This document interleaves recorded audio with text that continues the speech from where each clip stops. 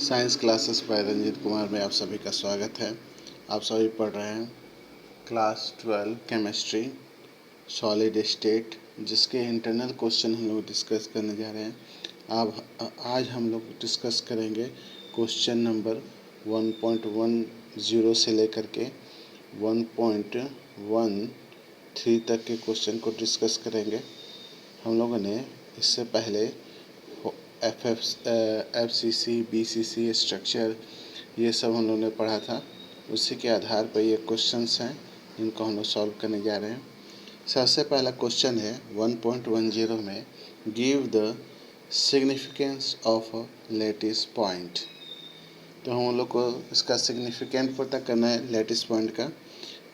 Answer इसका ये है, the significant of a lattice point is that each lattice point represent one constituent particle of a solid, which may be an atom, a molecule, or an ion। यानी कि जो आपका lettuce structure, lettuce point जो होता है, lettuce point से हमें each lettuce point जो है एक कंस्टिट्यूएंट पार्टिकल को शो करता है। यह कंस्टिट्यूएंट पार्टिकल या तो एटम, मॉलिक्यूल, आयन हो सकता है। एटम, मॉलिक्यूल तो मॉलिक्यूल होगा तो आपका ग्रुप ऑफ एटम का होगा। इसमें से कोई भी कंस्टिट्यूएंट पार्टिकल को इंडिकेट कर सकता है लैटिस पॉइंट पे। ठीक है, तो सिग्निफिकेंट इसका यही हुआ कि किसी भी लैटिस पॉइंट से हमें सॉलिड के कंस्टिट्यूएंट पार्टिकल ध्यान देना, कंस्टिट्यूएंट पार्टिकल, जिन पार्टिकल से उनका निर्माण हुआ हो, उस सॉलिड का निर्माण हुआ हो, वो इंडिकेट होता है। एटम हो सकता है, वो मॉलिक्यूल हो सकता है किसी एटम का, या फिर आयन हो सकता है। चलिए अब 1.11 है, name the parameters that characterise a unit cell. Unit cell को कैरेक्टराइज करने का क्या पैरामीटर हो सकता है? तो हम लोग जानेंगे पैरामीटर क्या होता है। The 6 parameter that characterise a unit cell are follow. 6 इसके आपके पैरामीटर्स हैं। It's determined along the 3 edges A, B and C। 3 as होंगे A, B और C। These edges may or may not be equal, या तो equal हो सकते हैं या नहीं भी इक्वल हो सकते हैं। नंबर 2 आपका रहने वाला है angle between the edge. These are alpha between B and C, beta is C and A and C, and gamma between ages A and B। तो आपके 6 पैरामीटर में से 2 यहाँ बता दिए गए हैं। ठीक है, तो ये 2 आप तैयार कर लेंगे, है ना। बाकी आपके किताब में दिया होगा, है ना।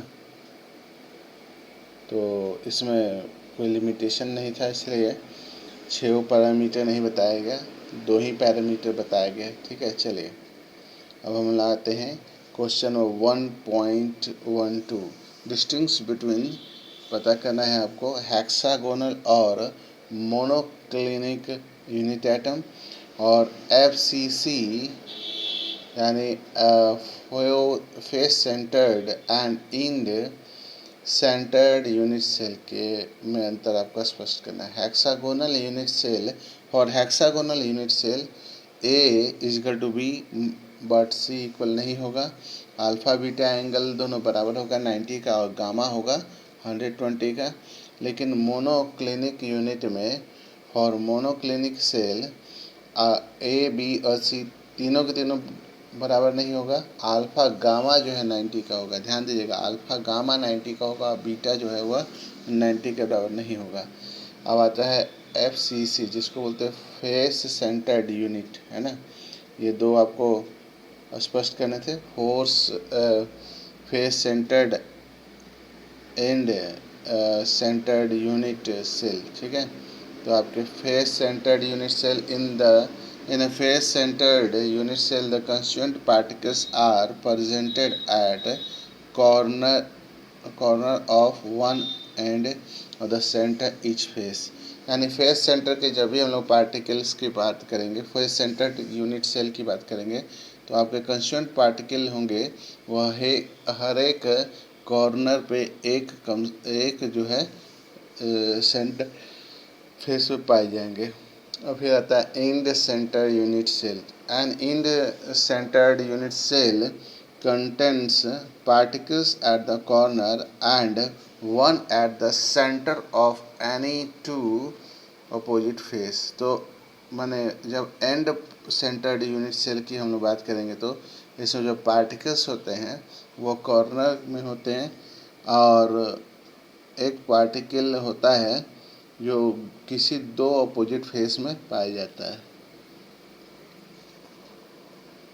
आपका last question, question 1.13, explain how much portion of an atom locate at 1 number corner, और 2 नंबर है आपका body centred of a cubic unit cell is a part of its neighbour unit cell. इसका आंसर है an atom locate at the centre of cubic unit cell is shared by 8 adjacent unit cell. 8 adjacent unit cell से क्या है कि ये आपके shared होंगे, ठीक है।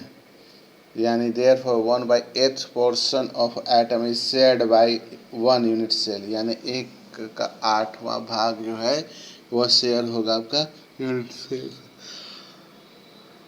दूसरा वो क्वेश्चन है आपका, वह है दूसरा नंबर इसी क्वेश्चन में था आपका, body centre of a cubic unit cell is a part of its neighboring unit cell. An atom located at the body center of a cubic unit cell is not shared by neighboring unit cell. Therefore, the atom belongs only to the unit cell in which it is represented, that is, its contribute to the unit cell is 1.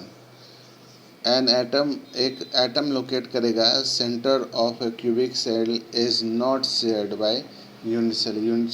Unit में जो आपके नाइबरेस जो unit cell है उससे share नहीं होगा। Therefore the atom belongs to only 1 unit cell. तो atom एक ही यूनिट सेल से बिलोंग करेगा in which it is represent, that is it's a contribution to the unit cell 1, यानी यूनिट सेल 1 से कंट्रीब्यूशन कर जाएगा। चलिए आज की वीडियो में इतना ही। इस वीडियो को लाइक करें, शेयर करें, सब्सक्राइब करें। Thank you, have a nice day.